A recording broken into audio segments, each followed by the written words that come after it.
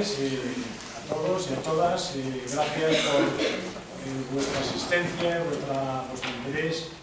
Hoy teníamos que señalar que ha habido, como os hemos informado ya, un cambio en el programa previsto. El profesor que iba a venir al final le ha surgido un contratiempo, le ha sido imposible venir. Entonces, Óscar Quejido ha tenido la gentileza de, ante la necesidad, trasladar su ponencia al día de hoy. Y bueno, quería decir, antes de la presentación, que todos aquellos que quieran en los créditos de libre configuración, que por favor al final del acto pasen a firmar. Luego también que, como de costumbre, por gentileza del Goethe Institut, tenemos un vino español al final del acto. Y bueno, voy a presentar, ya le conocéis sobradamente, al profesor Óscar Quejido de la Universidad Complutense de Madrid, que dirige conmigo el seminario Nietzsche Complutense todos estos años.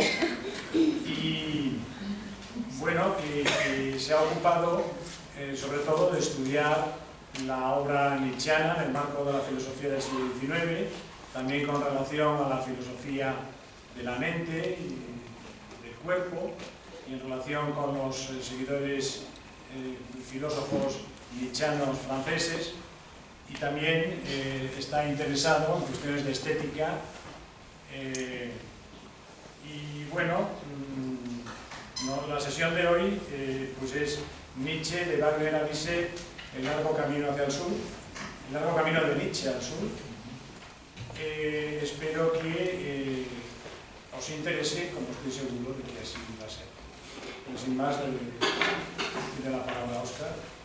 Bueno, pues muchas gracias a todos por asistir y disculpar, gracias a Mariano por la presentación y disculpar un poco a Antonio, que tenía realmente ganas de hacer la ponencia de hoy, pero le ha salido un imprevisto y no ha podido venir. Pero el tema que iba a tratar es muy interesante, es Nietzsche del expresionismo alemán, y creo que vamos a intentar recuperar un día, aunque sea fuera del calendario, para que pueda dar finalmente la sesión, porque creo que puede estar muy interesante. Con respecto a la sesión de hoy, bueno, mi propuesta es acercarnos un poco a la ópera Carmen, pero es que lo hagamos un poco en una perspectiva quizá poco usual o menos corriente, que es hacerlo a través de las reflexiones de Nietzsche. Al hacerlo iremos dibujando un poco su relación con Wagner, ¿no? El estreno y la recepción de Carmen en París en 1875, como todos sabemos, no estuvo exento de vicisitudes, y además su representación no produjo un gran impacto entre el público y la crítica. Sin embargo, tan solo unos pocos meses después, el estreno en la ciudad de Viena de Carmen supuso un verdadero éxito. Ha cambiado el ambiente y fue un éxito total, ¿no? Bizet no pudo ver murió unos pocos meses antes del estreno en Viena, el exitoso estreno de Viena, ¿no? Podríamos preguntarnos un poco por las razones que provocaron un cambio, ¿no?, como este, ¿no? ¿Ocurrió algo en esos pocos meses que hizo que Carmen se convirtiera en una ópera clave en el escenario de la ópera mundial, una posición que todavía conservaría? ¿O este brusco cambio se debe más bien a una cuestión más estructural, ¿no?, a una acumulación de factores y de acontecimientos a lo largo de años que, sin embargo, en un corto periodo de tiempo se manifestaron como un rápido cambio, ¿no?, en la percepción social? En realidad, yo creo que en el caso de Carmen, más que un acontecimiento aislado que justifique cambio de opinión que hubo, la opinión pública, el cambio en la percepción social, tenemos que pensar más bien en cómo el último cuarto del siglo XIX, el famoso fin de siglo, es un momento en el que comienzan a materializarse profundos cambios en la mentalidad y en los gustos, ¿no?, en la manera de mirar y en la manera de estar en el mundo, que tienen que ver de forma general con profunda crisis de lo que conocemos como modernidad, ¿no?, y que en realidad habían empezado a forjarse bastantes años antes, ¿no?, más exactamente casi desde sus inicios, ¿no?, desde los inicios de la modernidad. Por tanto, Este último cuarto del siglo XIX es uno de los momentos de mayor convulsión en la historia de Europa, un momento que iba a conducir a Europa una verdadera revolución que acabaría en muchos casos de manera aparentemente repentina con los modos tradicionales de pensar. Bien, uno de los principales protagonistas, uno de los máximos responsables de esta crisis del pensamiento, de la crisis del pensamiento moderno, sería sin duda Nietzsche, ¿no? El filósofo alemán Friedrich Nietzsche, ¿no? Y a él debemos que no solo buena parte de los argumentos que se sostendrán contra toda la modernidad, entendiendo por modernidad ese periodo de la historia que oficialmente en los libros de filosofía comenzaría con el filósofo francés René Descartes, pero del que debemos hacer una génesis, al menos desde el Renacimiento, ¿no? Que acabaría con el propio Nietzsche. Desde el Renacimiento hasta Nietzsche es lo que normalmente en los libros aparece. Podríamos considerar que el pensamiento moderno está ahí, ¿no? Reparad, si no lo habéis hecho ya, ¿no? A modo de orientación un poco en la proximidad cronológica que habría, por ejemplo, entre el origen de la modernidad, así planteada, y el surgimiento de la ópera. La primera publicación de Descartes es un libro sobre música, el Compendium Musicae, de 1618, y la primera ópera, al menos oficialmente, también en este tipo de simplificaciones que a veces se hacen, sería el Orfeo de Monteverdi, que se estrena en 1607. Modernidad y ópera van de la mano, ¿no? en su surgimiento. Bueno, pues como decía, uno de los máximos responsables de asestar un duro golpe al pensamiento en la manera en que se ha desarrollado en la modernidad habría sido Nietzsche, ¿no? Por lo que mi idea durante esta sesión o durante los próximos minutos sería que nos acercáramos a los juicios nietzscheanos sobre la ópera Carmen y a su relación, el juicio de Nietzsche, con lo que él denomina lo francés, con el sur. A lo que tendremos que pasar, como es obvio, aunque sea de puntillas un poco, por su conocido alejamiento de Wagner, ¿no? Este acercamiento al sur es un alejamiento de Wagner, ¿no? Del oscuro norte, un alejamiento del oscuro norte. El entusiasmo que Carmen suscita en Nietzsche nos va a permitir entonces reconstruir algunas de las claves de su pensamiento, al tiempo que la contraposición directa con la obra de Wagner arrojará luz, espero, a su vez, sobre las carencias implícitas en el pensamiento sobre el que éste se apoyaba, ¿no? El pensamiento moderno, ¿no? El romanticismo, podríamos decir, en su versión más avanzada, es decir, en la última de las formas que adoptaría históricamente hablando el pensamiento de corte moderno, ¿no? Es el pensamiento en el que se apoya Wagner, ¿no? El nacionalismo, la metafísica del arte, la pretensión de la redención en sentido cristiano, el idealismo, la ausencia de formas, manifestaciones, todas ellas con las que Nietzsche sería crítico. Con ello, pretendo entonces un poco contribuir a reconstruir el marco general de los acontecimientos que pudieron promover el repentino éxito de Carmen de Bizet. Bueno, para ello les propongo el siguiente itinerario, ¿no? Cuatro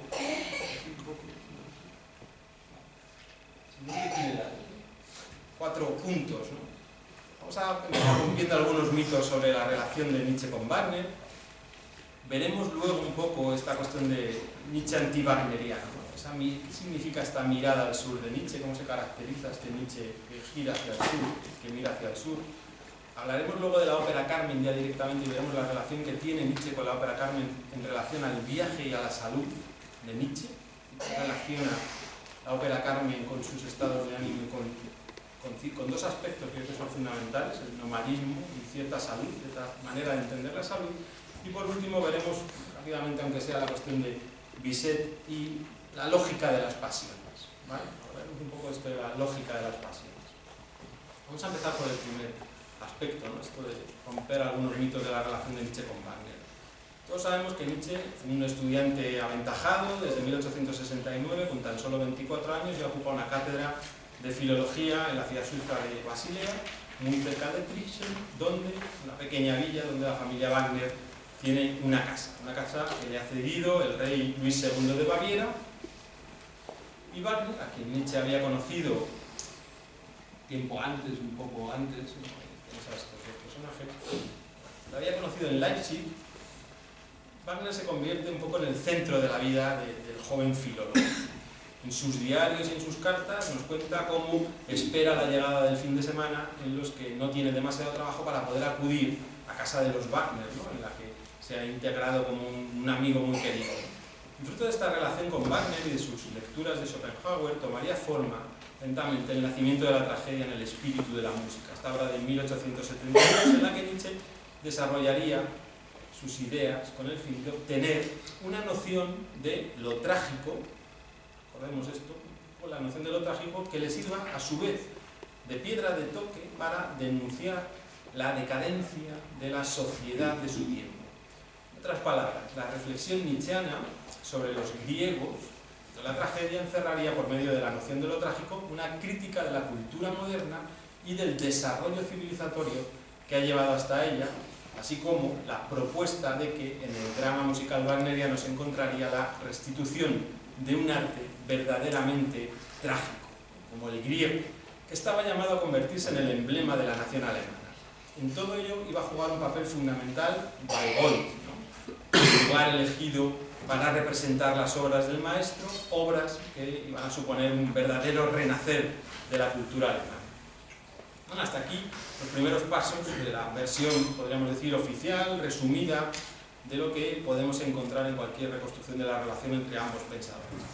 Sin detenernos demasiado, y más allá de chismorreos, esta versión oficial también apuntaría como Nietzsche y Wagner romperían su relación en 1879, año en el que el primero publicaría Humano demasiado humano, Nietzsche publicaría Humano demasiado humano, casi al tiempo en el que Wagner terminaría el libreto de Parsifal.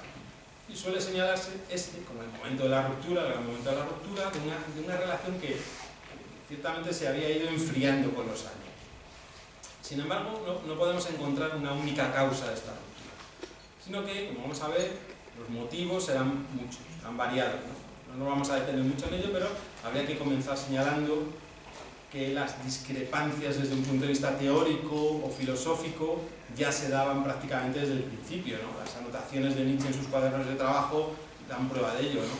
Desde un punto de vista personal, también los planes de Wagner, tenía Wagner era que el joven Nietzsche siguiera trabajando casi en exclusividad para él y para su causa, una idea que en realidad nunca había convencido demasiado a Nietzsche, ¿no? Que tenía otros planes para su propio desarrollo intelectual, ¿no? Otro factor que sería importante seguramente fue que Wagner se volcó completamente en la construcción de Bayreuth, del teatro, y desatendió posiblemente más de lo que esperaba su amigo, ¿no? Bueno,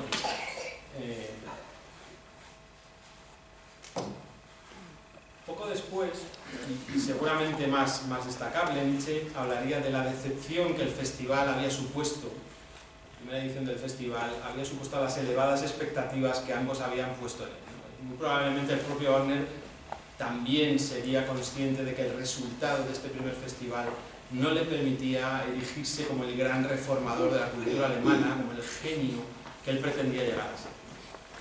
Bueno, en 1876 los problemas de salud de Nietzsche son lo suficientemente graves como para que éste se plantee tomarse un largo descanso, y la oportunidad le va a venir de la mano de su amiga, la condesa Margarita von Weissenburg, esta señora, aquí,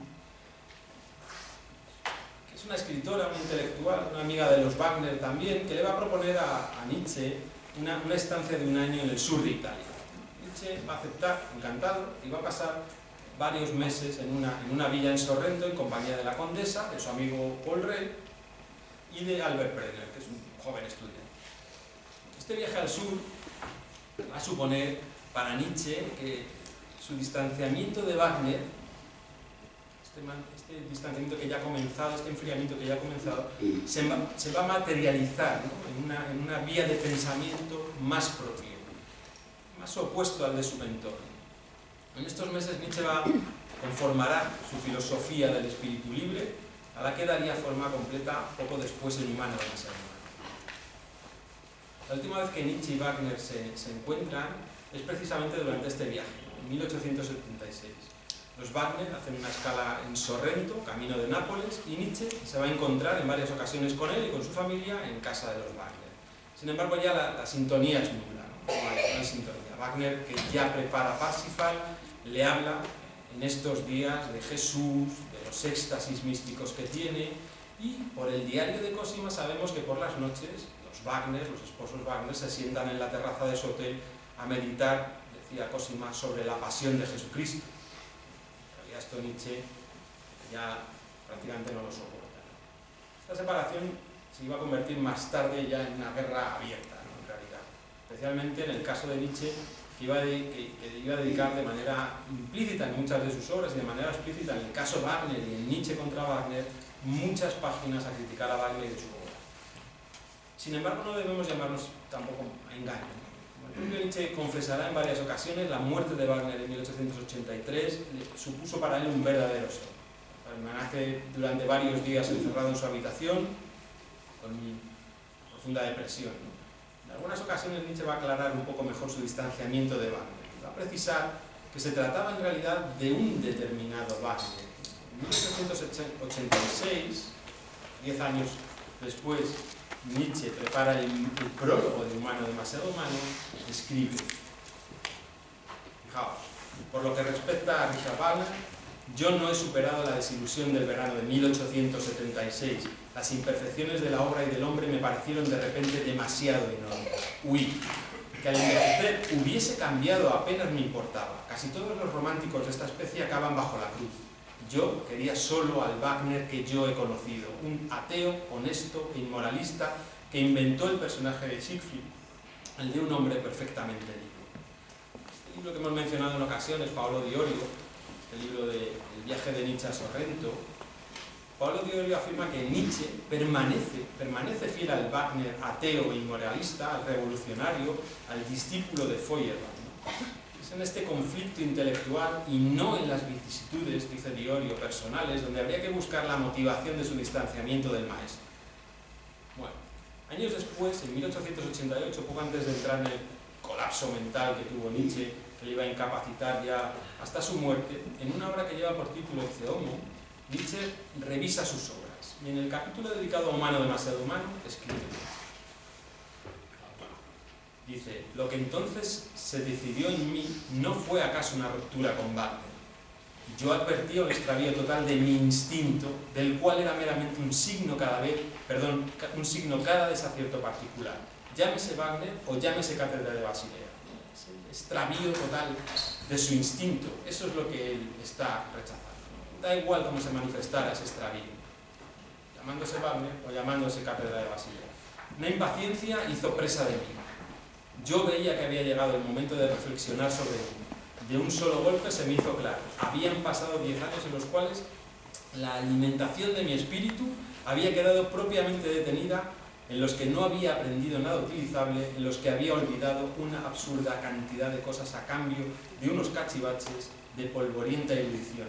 Justo las realidades eran lo que faltaba dentro de mi saber, y las idealidades, ¿para qué diablos servían? Esto en Ecce Homo, hablando de humano demasiado humano, ¿no? Esta reflexión años después. Vamos a irnos al segundo punto que os decía, anti-wagneriano, esta mirada al sur de Nietzsche. Después de esta localización del caso Wagner, dentro de la vida y de la obra, el caso Wagner, dentro de la vida y de la obra de Nietzsche, sabemos cómo el anti-wagnerismo se manifiesta con claridad, ¿no? Ya coincidiendo con este viaje al sur. Un viaje que, como os digo, supone, más allá de la dimensión geográfica, un verdadero cambio de orientación en la propuesta filosófica nietzscheana. En el sur, Nietzsche alcanzará a ver lo equivocado que había estado, ¿no? Hasta entonces, respecto a su instinto más profundo, ¿no? Y es en este sentido y a partir de este momento en el que en muchos lugares de su obra Nietzsche nos va a empezar a hablar de su gusto por lo francés. Y en más lugares todavía va a manifestar su radical oposición a casi todo lo alemán. Coincidiendo con este cambio de orientación, va a empezar a hablar bien de lo francés y mal de lo alemán. De su gusto por el francés da buena prueba el aforismo 254 de Más allá del bien y el mal, en el que Nietzsche afirma, dice: también ahora continúa siendo Francia la sede de la cultura más espiritual y refinada de Europa y la alta escuela del gusto. Pero hay que saber encontrar esa Francia del gusto. Que, como señala a continuación, estos franceses aventajados no se dejan encontrar fácilmente. Si es posible, al menos localizarlos a partir de dos cosas que todos ellos comparten. No se dejan encontrar, pero sí que se les puede localizar.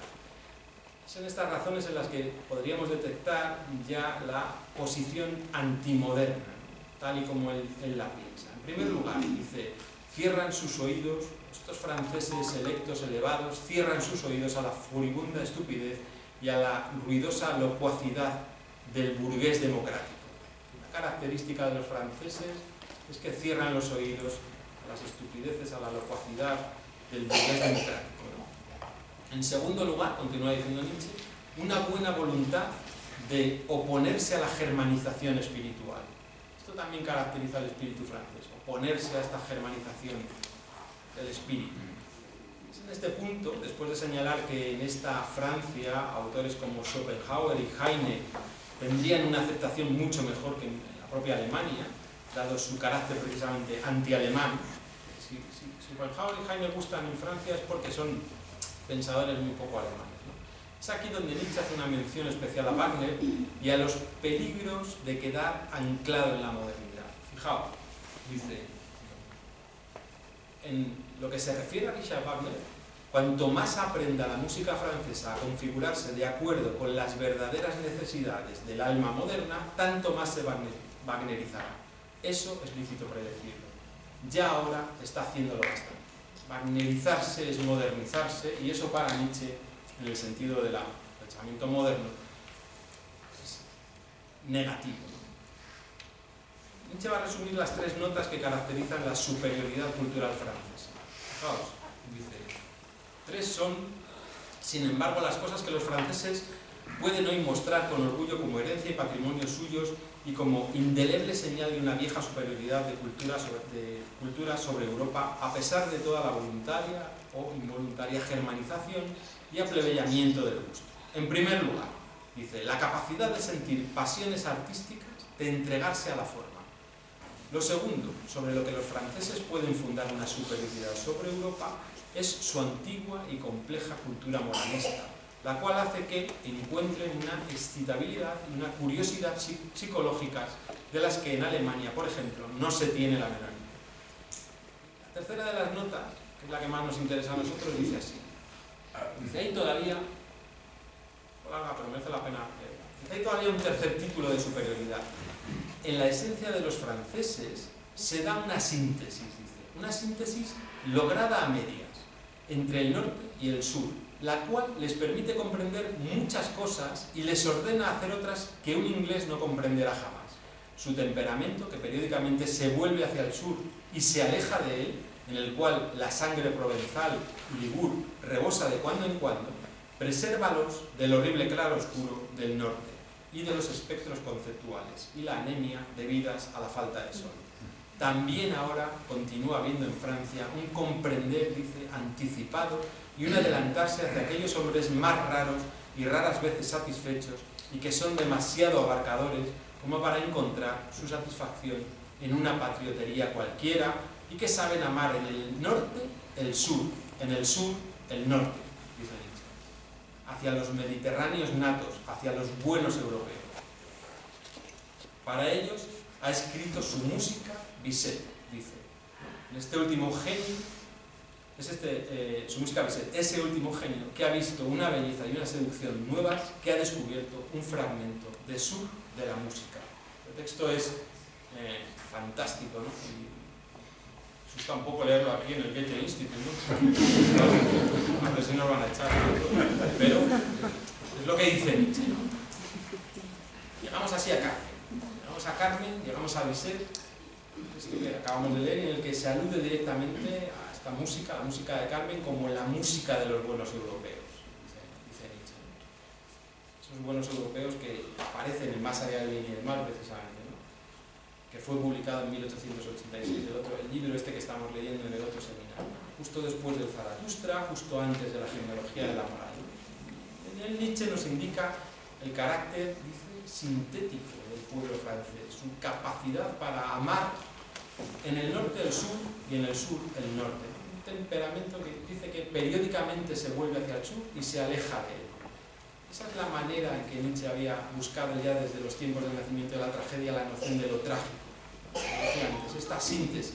Lo trágico es esa síntesis entre los dos principios del arte griego, lo apolíneo y lo dionisíaco. Esa tensión se recoge en esta expresión, esa tensión entre esos dos principios. ¿No? Caer en uno o caer en otro sería un error. La tensión entre ambos es lo realmente productivo. Y en este caso lo francés es exactamente igual. Lo productivo viene de mirar al sur, mirar al norte. Alternativamente, ¿no? con cierta prudencia, ¿no?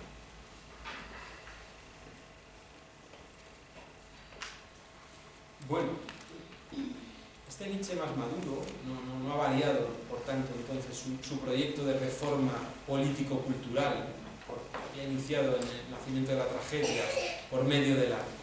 La música de Bizet es la música de los buenos europeos, aquellos que no encuentran, dice, su satisfacción en una patriotería cualquiera. Un arte y una música como la de Bizet que, en virtud de esta síntesis entre norte y sur, les libra, dice, de los espectros conceptuales y de la anemia, ¿no? De la falta de vitalidad que provoca la falta de sol. El entusiasmo, entonces, manifestado por Carmen y por su carácter esencialmente trágico, sintético, francés, inglés, en realidad procede ya de algunos años antes. Nietzsche escucha a Carmen, fijaos, por primera vez en noviembre de 1881, en Génova, y escribe inmediatamente a su amigo Peter Gans. Escribe este carta, ¿no? Le dice: hurra, amigo, de nuevo he conocido algo bueno, una ópera de François Bizet. ¿Quién es este?, se pregunta. Carmen, la ópera, parecía estar escuchando una novela de Mérimée, llena de espíritu, intensa por momentos incluso emocionante, un auténtico talento francés de la ópera cómica, nada desorientado por Wagner, al contrario, un verdadero alumno de Héctor Berlioz. No pensaba que algo parecido fuese posible. Parece pues que los franceses han tomado una dirección mejor en la música dramática y respecto a los alemanes tienen ventaja en un punto fundamental. En sus óperas la pasión nunca es artificiosa, como por ejemplo lo es siempre en Wagner. Vuelve a escribirle unos días después, los que comprobamos como Nietzsche va recordando la novela de Mérimée, que al principio no recordaba, y va destacando su coherencia trágica. Fijaos, dice: con mucho retraso aflora en mi memoria, pues de cuando en cuando está enterrada, que existe realmente una novela corta de Mérimée titulada Carmen, y que el esquema y la idea, así como la coherencia trágica que tiene, esto de lo trágico, la coherencia trágica que tiene en este artista, se hallan también en la ópera. El libreto es en efecto admirable. Casi pienso que Carmen es la mejor ópera que existe, dice, y mientras viva, nuestra generación estará en todos los repertorios europeos.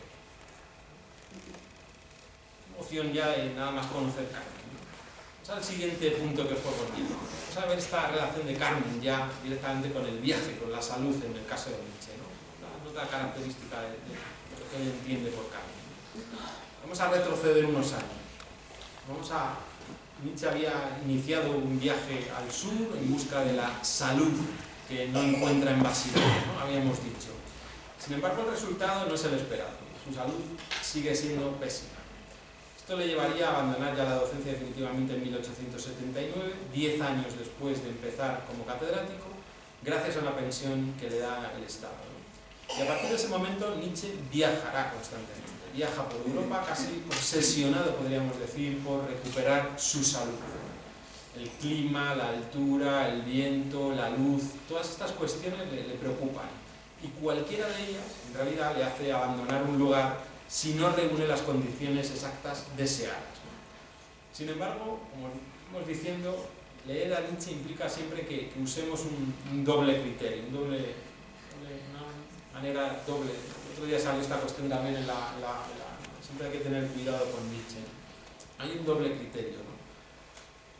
Cuestiones como el lugar, como la dieta, el clima, siempre implican en Nietzsche la importancia de la comida, de la meteorología para su cuerpo, pero además, Con estas expresiones Nietzsche se refiere siempre al clima cultural, a la dieta espiritual, las conversaciones, los amigos, los libros que lee, la música que escucha, pertenecen también, en caso de Nietzsche, a la dieta y al clima, ¿no?, de todos nosotros, en realidad, ¿no? Son el sustrato desde el que poder llegar, como hemos visto, que le preocupa a él, a dar salida a su propio instinto.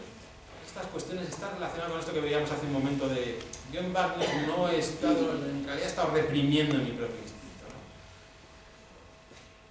¿no? Alemania, el romanticismo, la modernidad y Wagner no eran una buena compañía, y sí lo será a partir de este momento, a su juicio, Bizet, los franceses, el sur y el Mediterráneo.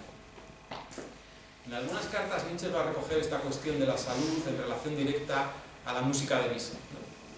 Es lo que me interesa, ¿no? Se relacionan directamente. A Franz Schöfferbeck, en 1882, le señala cómo dice: Bizet ha sido un gran deleite. Quisiera ver en torno a mí un poco de bizetismo, dice, bajo todas las formas. Necesito el idilio, dice, necesito el idilio para mi salud. En el próximo en el que ha escrito Idilios de Messina, ¿no? Esos poemas, los 7 o 8 poemas que escribe en esta época. Y del mismo modo, Bizet ha sido un gran deleite. Quisiera ver en torno al bizetismo, necesito el idilio para mi salud, dice. Es una cuestión de salud lo que le preocupa, la salud entendida de la manera nichana. A Peter Gass, en 1883, del mismo modo le escribe: ayer por la tarde volví a oír Carmen. Quizá fuese la 20ª representación de este año, y el teatro, como siempre, lleno hasta los topes. Aquí es la ópera de las óperas. Debería ver qué absoluto silencio se produce cuando es interpretado el pasaje más querido por los genoveses, el preludio al acto cuarto. Y luego los gritos de bis que le siguen. Les gusta también mucho la tarantela, y si se equivocan, la tarantela, pero bueno, yo también, viejo amigo, me volví completamente alegre. Cuando escucho esta música surge en mí un fondo profundo, profundo que se agita, y entonces en cada ocasión de estas me propongo aguantarlo y mejor aún desahogar. Dice Nietzsche. El viaje se convierte también en metáfora de salud. El viaje es en un doble sentido también, ¿no? No permanecer anclado a ningún lugar, a ninguna música, a ninguna filosofía, no permanecer anclado ni siquiera a uno mismo. Esta cuestión la vimos en el otro seminario, el otro día en el hotel, ¿no? El desasimiento. El desasimiento hasta del desasimiento, dice. No quedar anclado ni siquiera al propio desasimiento, ¿no? Nos advierte Nietzsche. El buen europeo, el espíritu libre, son figuras del desapego, apátridas, de espíritu cosmopolita, frente al peligroso nacionalismo, dirá Nietzsche, frente a la peligrosa metafísica, frente a la moral, que fijan de manera eterna los valores, frente a la peligrosa modernidad. Nietzsche va a promover el intercambio de ideas, la Europa transnacional, en la que cada individuo pueda construir su propia historia, su propia identidad, sin los límites, de alguna manera, de las fronteras físicas ni mentales propias de la ideología. Bueno, vamos al último punto, Bizet, y un poco la lógica de las pasiones, o cómo racionalizar la pasión y sensualizar, en la línea de lo que estamos diciendo, la razón. Nietzsche no va a proponer solamente que a las pasiones se entenderá una racionalización de las pasiones y una sensualización de la razón. Vamos directamente al texto en el que Nietzsche recoge sus reflexiones sobre Carmen. Si la cosa ha ido bien, yo creo que no debería costarnos mucho entender el entusiasmo, ¿no? con una obra como esta, ¿no? En tanto que verdadera punta de lanza de la élite intelectual de la nueva Europa, la música de los buenos europeos. Entre 1888 y 89, poco antes del colapso que dramáticamente le iba a inutilizar, Nietzsche escribe frenéticamente. Publica el caso Wagner, Nietzsche contra Wagner, Ditirambos de Dioniso y El crepúsculo de los ídolos, y deja lista para la publicación El Anticristo. Prácticamente 2 años, ¿no? En el caso Wagner, fundamental para nosotros, es donde vamos a encontrar más material para toda esta cosa. El punto de partida no es como se ha sugerido en algunas ocasiones respecto al cambio nietzscheano de Wagner por Bizet no es, como digo, ninguna broma. No es ninguna broma de mal gusto, ¿no? Muchas veces se dice, bueno, vamos a cambiar Bizet por Wagner. No, hombre, por favor, ¿no? Qué cosa más pueril. Pues no, en realidad no, yo creo que no es una cuestión tan superficial, no es ninguna broma de mal gusto. Se trata de una cuestión muy seria, yo creo, para Nietzsche, ¿no? El problema del fondo es el problema de la decadencia. En realidad, cambiar a Nietzsche, a Wagner por Bizet, la cuestión de fondo es el problema de la decadencia, ¿no? La decadencia, como dice Nietzsche. Como hemos visto, la ruptura de Nietzsche con Wagner, más allá de lo personal, supone un ejercicio de autosuperación. Pues bien, precisamente de lo que carece el decadente, va a decir Nietzsche, de lo que carece Wagner, de lo que carece la modernidad, es de la capacidad de autosuperación. ¿Vale? Fijaos en este texto, dice: muy bien, yo soy, al igual que Wagner, hijo de esta época, es decir, un decadente, soy un decadente, con la diferencia de que yo me di cuenta de lo que era y me puse en contra defendiéndome. El filósofo que hay en mí se puso en contra y se defendió. Es la superación. Soy un decadente, desde luego, soy hijo de mi época, desde luego, pero yo he hecho algo que Wagner no hizo, ¿no? Lo más importante de la decadencia será fundamental, porque quien logre percibir sus signos, mira Nietzsche, quien logre percibir sus signos. Está la botella, Mariano. Ah, perdón. El problema es el de la decadencia, porque dice Nietzsche, quien logre percibir sus signos comprenderá, dice literalmente, comprenderá también la moral. Quien comprenda los signos de la decadencia comprenderá también la moral. Se comprenderá lo que se oculta bajo sus más sagradas denominaciones y fórmulas de evaluación. Dice Nietzsche, ¿cuáles son estos signos? La vida empobrecida, la voluntad de tener un final, el gran cansancio. La moral niega la vida. La decadencia tiene que ver con la moral de la compasión, con la crítica al cristianismo nietzscheano, entendiendo por esto que la moral niega la vida. Es decadente porque niega la vida. Niega la vida porque no hay ninguna posibilidad. Es una vida empobrecida, es una vida donde no hay posibilidad de autosuperación. Hay trascendencia, hay negación de la propia vida porque hay una vida trascendente. La oferta es un paraíso que no está en esta tierra. El problema de la decadencia ocultaría el problema de una concepción clásica, cristiana, moderna también, estos tres sentidos, ¿no? De la vida como algo que debe ser en sí mismo redimido. El problema del cristianismo para Nietzsche es este, ¿no? El cristianismo, de la moral, es que la vida tiene que ser redimida. Esta palabra que tanta polémica genera en el planteamiento nietzscheano. La apuesta nietzscheana, por el contrario, no es la de la redención de la vida. La vida no necesita ser redimida de nada. La apuesta nietzscheana defiende una concepción de la vida como autosuperación, es decir, bajo la constante reinvención artística de la existencia. La vida para Nietzsche, la vida en la tierra, no debe ser redimida en otra vida más elevada, en ninguna suerte de trasmundo idealizado. La vida debe ser no solo aceptada en su dureza, en su permanente devenir, sino que para el filósofo errante debe ser querida así, de esta manera. La existencia no debe ser redimida por su inestabilidad esencial, podríamos decir, valga la contradicción, porque esta inestabilidad es una vivida, experimentada por Nietzsche como una gran oportunidad. Como el arte griego supo ver al componer de manera perfecta, en dosis perfectas, los componentes apolíneos y los dionisíacos, los formales y los materiales, los universales y los particulares, los racionales y los pasionales. Esa constante búsqueda de equilibrio, ¿no? en una realidad inestable. Es en este contexto en el que Nietzsche otorga un valor superior a Kant. Esta ópera se convierte en el estímulo perfecto para incitarnos a crecer.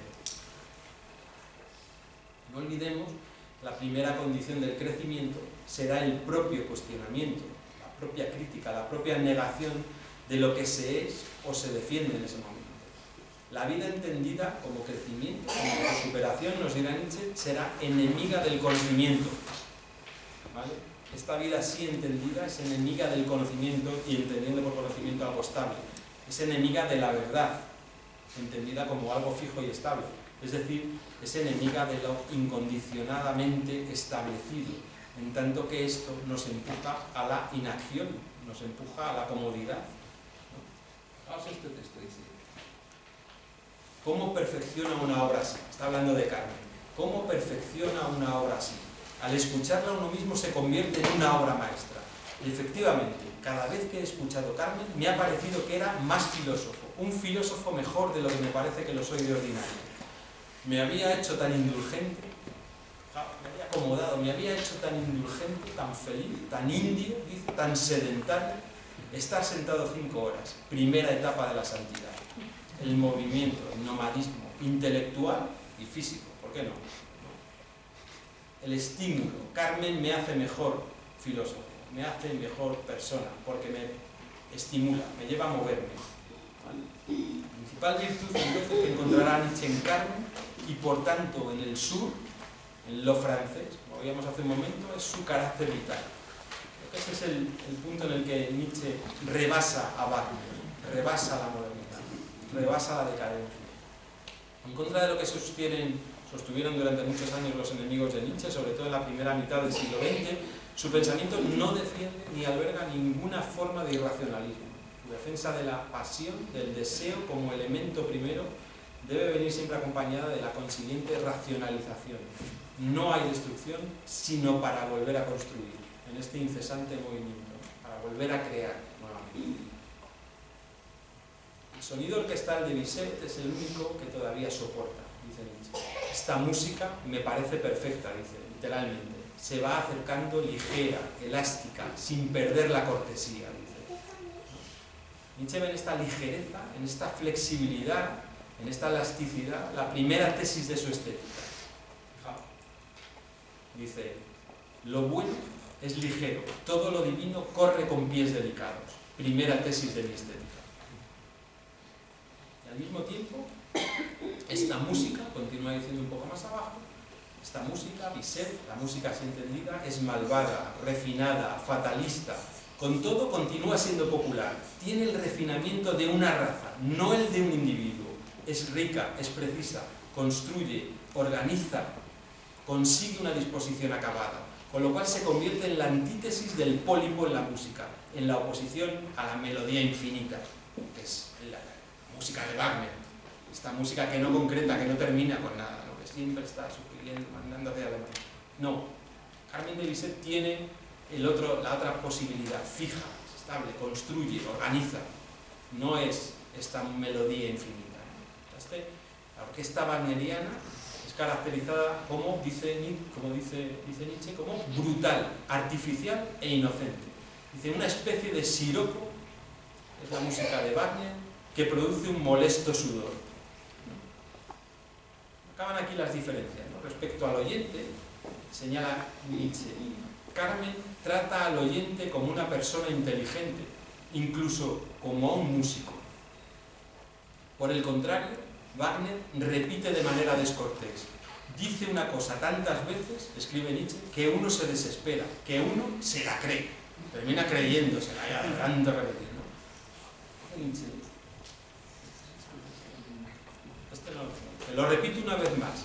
Me hago una persona mejor cuando este Bizet me habla. También un músico mejor, un oyente mejor. Subraya la palabra oyente. Es que la música de Bizet para Nietzsche es un estímulo que le conduce a territorios inexplorados de su alma. Bizet no le dirige, sino que le sugiere, le empuja hacia las profundidades en las que cualquier cosa es posible.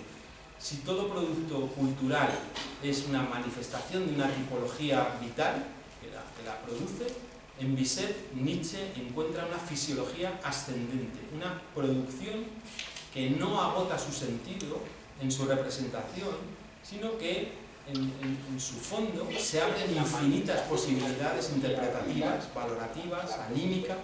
Vamos a ver ahora la música, la filosofía, no tienen la tarea de aleccionarnos la verdad. Su función es hacernos fecundos. ¿Vale? Fijaos. Dice...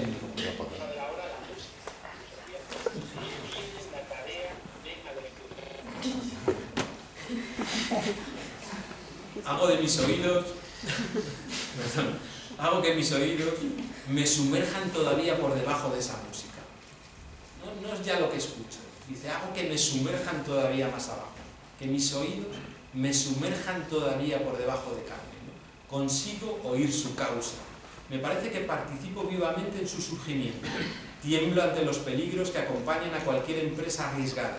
Me fascinan hallazgos afortunados en los que Bizet no tiene nada que ver.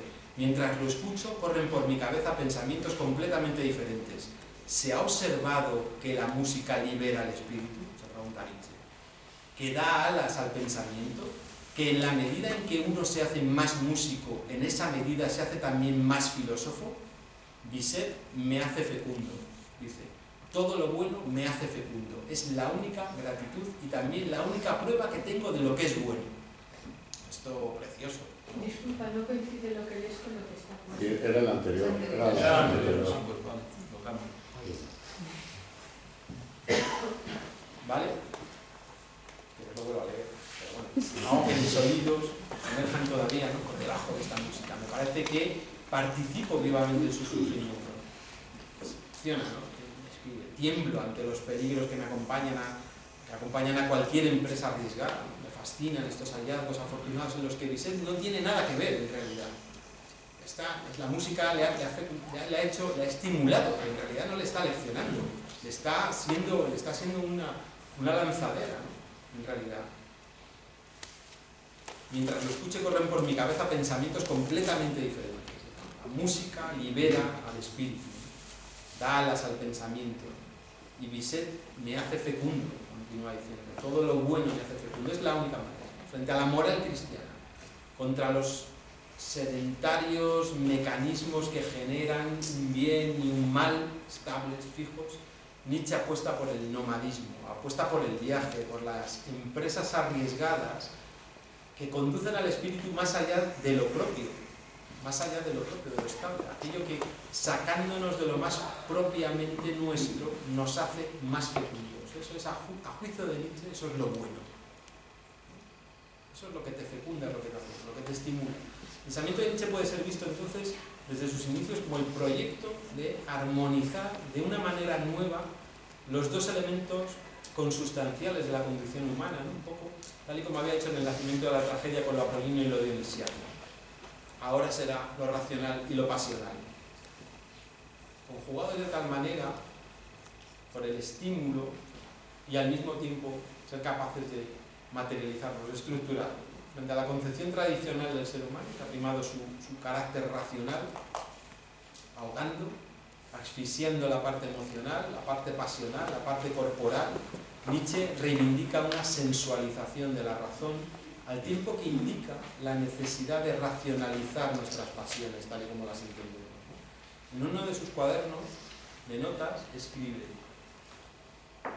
supuesta la espiritualización como meta, entonces la nítida contraposición de bien y mal, virtud y vicio, es un medio de corrección para hacer al hombre dueño de sí. Eso es lo que le preocupa a Nietzsche, hacer al hombre dueño de sí mismo. Una preparación para la espiritualidad. Pero si no hay también sensualización, dice, entonces el espíritu se hace muy delgado. Ese es el verdadero poder de Carmen, ¿no? La Carmen de Bizet retiene todavía aquello con que la Carmen de Mérimée la había dotado y que en realidad resume un poco el carácter del sur. Carmen tiene, escribe Nietzsche, la lógica de la pasión.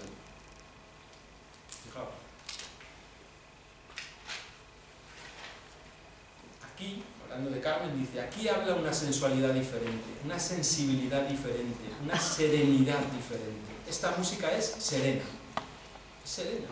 Dice, pero no tiene una serenidad francesa o alemana. Su serenidad es africana. Sobre ella se cierne la fatalidad. Su felicidad es breve, repentina, sin perdón.